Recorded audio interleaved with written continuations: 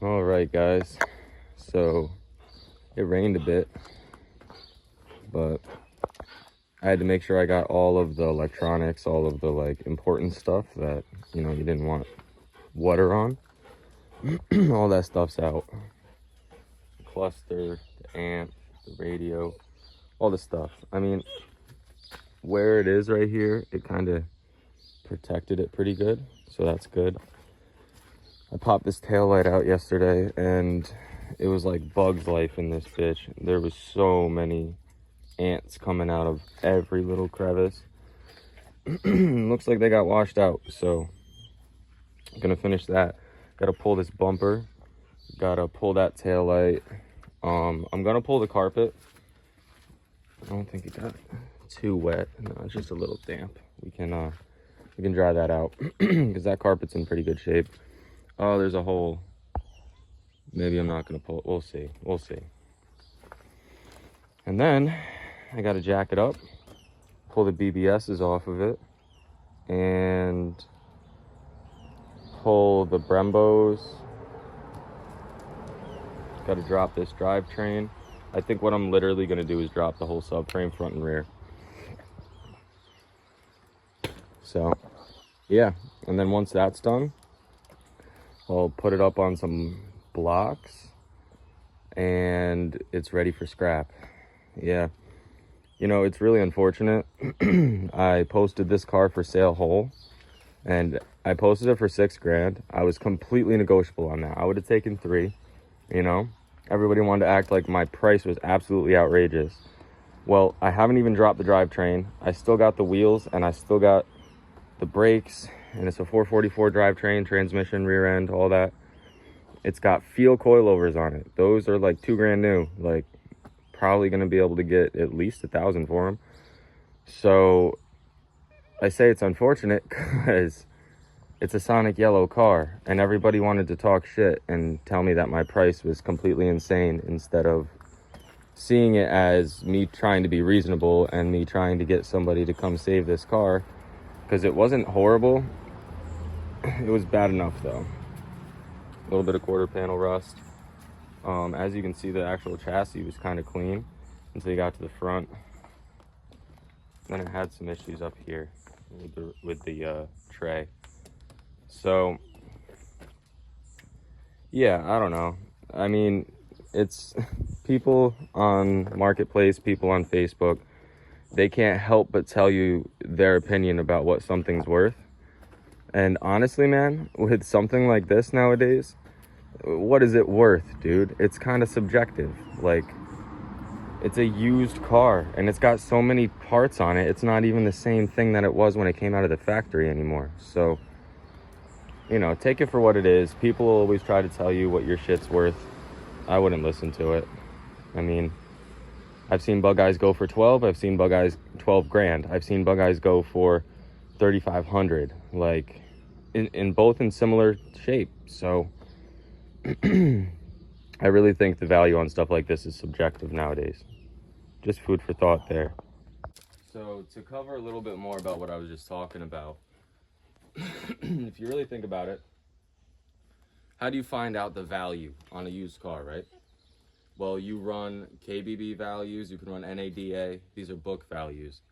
What's a book value? It's basically an accumulation of all the comparables that company uses. You run the book value on something like this, say a 2003 with 120,000 miles, you're probably only gonna get $3,000. But is it worth $3,000? You know what I mean?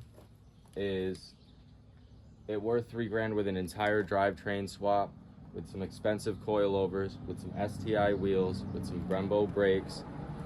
If I put the EJ208 back in it and it was running that whole setup with a bigger turbo, bigger injectors, like, nothing is the same as the way it left the factory. It had an STI wing on it, it had an 04 interior swap. Is it worth what the book value is? Probably not. It's probably worth a very different price at that point. And what I would beg is that price is going to be subjective. Like, how can you say what it's worth exactly based on a build that's a different accumulation of parts by then, right? You can't say exactly what it's worth. Another way you could, right, is you could add up all of the different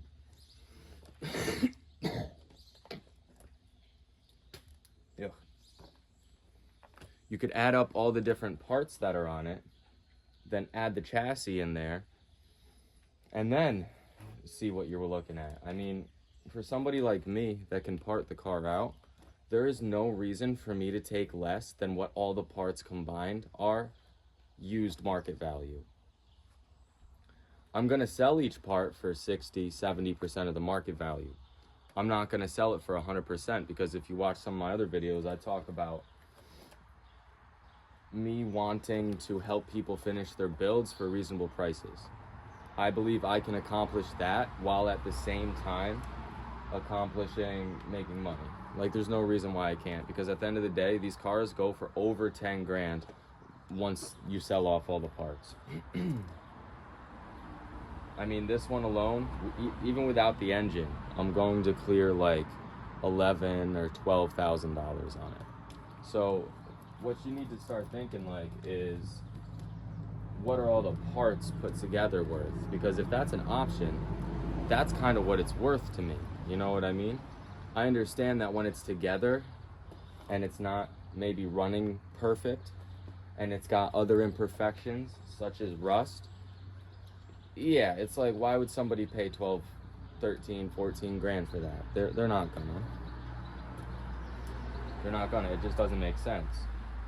But at the end of the day, markets are based on supply and demand, right? The supply is a huge factor with something that's in high demand. So if tons of people want these cars, and there's more and more people every day because of things like YouTube and things like Facebook and all these different platforms that people are pushing this type of content with, they're getting more and more popular while the supply is going down. That is why you're going to see over the next couple of years, these things are going to go through the roof. And it sucks that stuff like this gets parted out. But at the end of the day, I'm going to part it out 100 times before I sell somebody something that is just got cancer all over it. If you see what I'm saying, like, how can I in good conscience sell something so rusty to somebody when the rust is literally eating it away? I could, right? I could if it's a great deal, because then somebody would like really like that. But at the end of the day, I'm not in this purely to make people good deals. That's a huge part of it, but I'm also in it to make money. So today, as you can see, yesterday this whole thing got stripped.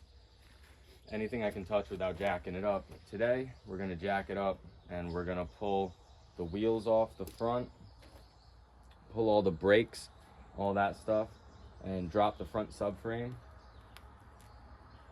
The tractor I have access to has the ability to pick up 2,000 pounds. These things probably weigh 28 to 3 grand completely stuffed. So if I get it all the way down to just the shell, we can pick that up and put it on a trailer. And then it's going to scrap, you know? It is.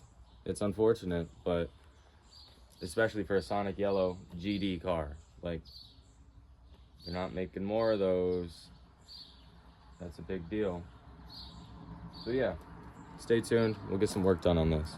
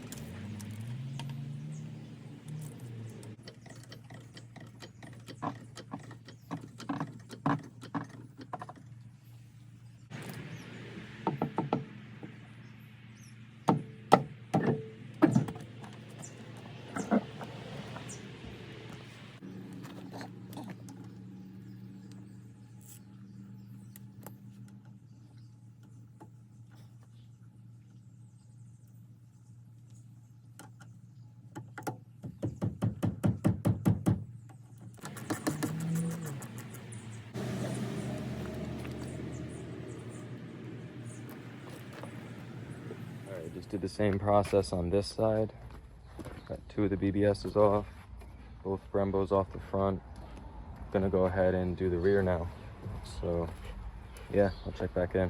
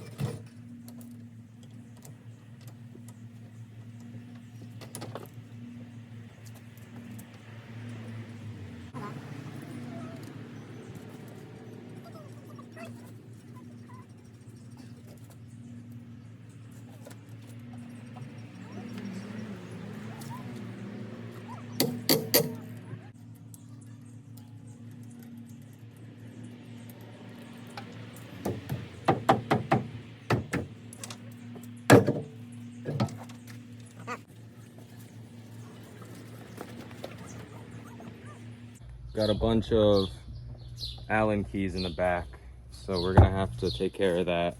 I gotta get a tool for it. Aiden's fixing the lug nuts. All right, we got the wheels off.